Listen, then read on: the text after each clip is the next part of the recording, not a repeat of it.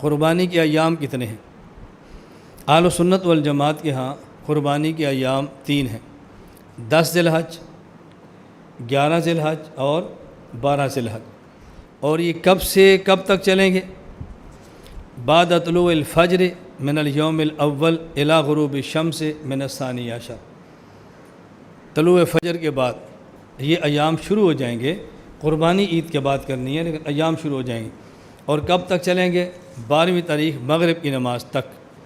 ہمارے دلائل نمبر 1 قرآن کریم میں ہے لِيَشْهَدُوا مَنَافِعَ لَهُمْ وَيَذْكُرُوا اسْمَ اللَّهِ فِي أَيَّامٍ مَّعْلُومَاتٍ، سورۃ الحج آیت نمبر 28۔ مومن کو چاہیے اپنے نفع کی جگہ پر موجود ہوں اور جو مخصوص دن ہیں ان دنوں میں چوپایوں پر اللہ کا نام لیں۔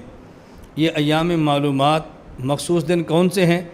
حضرت عبداللہ بن عمر رضی اللہ عنہ فرماتے ہیں فالمعلومات یوم النحر و یومان بعدہ، 10 ذی الحج اور 2 دن اس کے بعد 11 اور 12، تفسیر ابن ابی حاتم الرازی۔ اور یہ عبداللہ بن عمر صحابی ہیں، اور جب صحابی آیت کی تفسیر کریں تو میں بارہا کہہ چکا ہوں تفسیر الصحابی الذی شہد الوحی والتنزیل فإنہ حدیث مسند، یہ حدیث مسند ہوتی ہے تو گویا حدیث سے ثابت ہے یہ 3 دن ہیں۔ نمبر 3 حضرت علی رضی اللہ عنہ فرماتے ہیں النحر ثلاثۃ ایام، قربانی کے دن 3 ہیں، احکام القرآن للطحاوی اور محتمہ مالک میں ہے۔ نمبر 4 عبداللہ بن عباس رضی اللہ عنہ فرماتے ہیں النحر یومان بعد یوم النحر وافضلها یوم النحر، احکام القرآن للطحاوی، کہ قربانی کے دن 10 اور 10 کے بعد 11 اور 12 اور افضل ترین دن وہ 10 کا ہے۔ غیر مقلدین کے یہاں قربانی 10، 11 اور 12 اور 13 یہ 4 دن تک کر سکتے ہیں۔ ان کی دلیل کہتے ہیں اسر الکبریٰ باب من قال الاضاحی جائز یوم النحر، اس کے تحت حدیث موجود ہے۔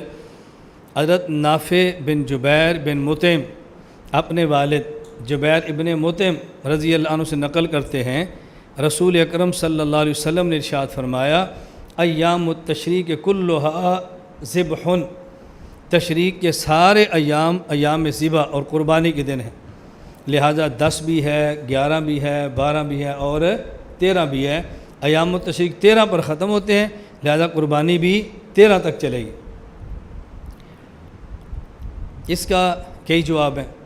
پہلا جواب یہ ذہن نشین فرمائیں کہ اگر اس حدیث کو مان لیا جائے تو اس حدیث کے مقابلے میں جتنی روایات ہم نے پیش کی ہیں اور قرآن کریم کی آیت صحابہ کرام کی تفسیروں کے ساتھ پیش کی ہے ان کو چھوڑنا پڑے گا۔ اگر اس کو مان لیا جائے تو پھر باقی تمام روایات کو چھوڑنا پڑے گا۔ اگر اس کو ہم صحیح مان بھی لیں، ایک طرف 20 روایت اور ایک طرف ایک روایت ہے، اس ایک روایت کی بنیاد پر 20 روایات کو چھوڑا نہیں جا سکتا۔ نمبر 2 جواب، اگر تمہاری اس بات کو مان لیں یہ حدیث ٹھیک ہے، پھر ہمارا سوال یہ ہے ایام التشریق 10، 11، 12 اور 13 نہیں ہے 4 دن، بلکہ ایام التشریق 9، 10، 11، 12 اور 13 ہیں۔ تو ایام التشریق 4 نہیں ہے بلکہ 5 ہیں۔ ایام التشریق ان ایام کو کہتے ہیں جہاں نمازوں کے بعد تکبیرات پڑھی جاتی ہیں وہ ایام۔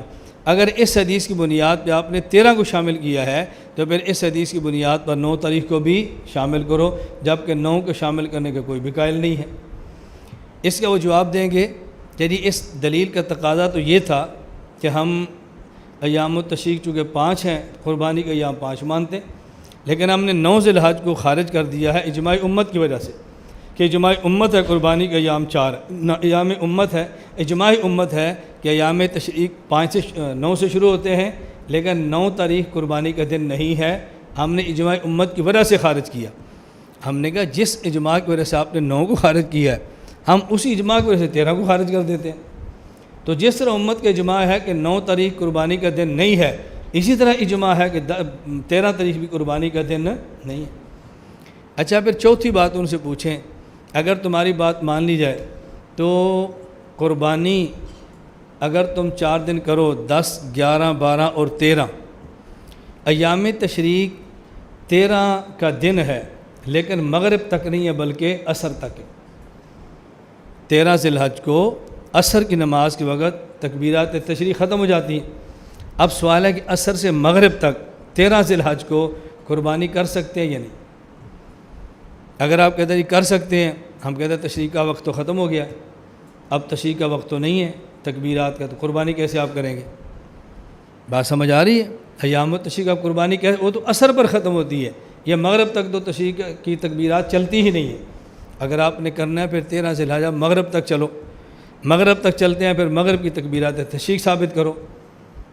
اگر عصر کو تکبیرات تشریق ختم ہو گئی ہیں تو پھر عصر تک آپ کی قربانی بھی ختم ہو جانی چاہیے، پھر مغرب تک آپ کس بنیاد پر لے کر جاتے ہو؟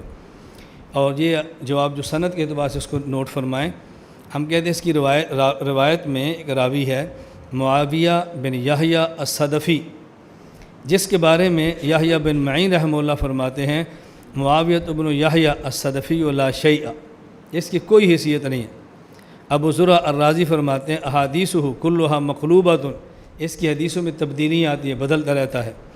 ابن ابی حاتم الرازی فرماتے ہیں احادیثہ کلھا مقلوبہ۔ علامہ ذابی فرماتے ہیں ضعفوہ، محدثین نے ضعیف قرار دیا ہے الکاشف کے اندر۔ بات سمجھ آ گئی؟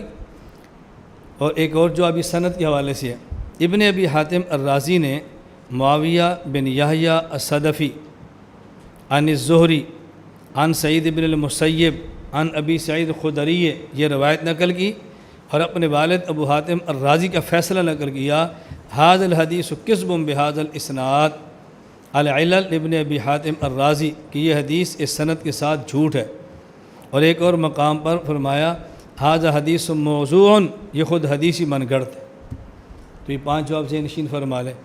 اور چھٹا ہم بطور فائدہ کی یہ بات عرض کرتے ہیں کہ جس طرح 10، 11، 12 ذی الحج قربانی کے دن ہم مانتے ہیں، اسی طرح غیر مقلدین کے بعض علماء جو غیر مقلدین کے ہاں تحقیق کے بہت بڑے فائز پر مقام ہیں، ان کے ہاں بڑے مقام پر فائز ہیں، تو ان کی برائے یہی ہے کہ قربانی کے دن 3 ہیں، 10، 11 اور 12۔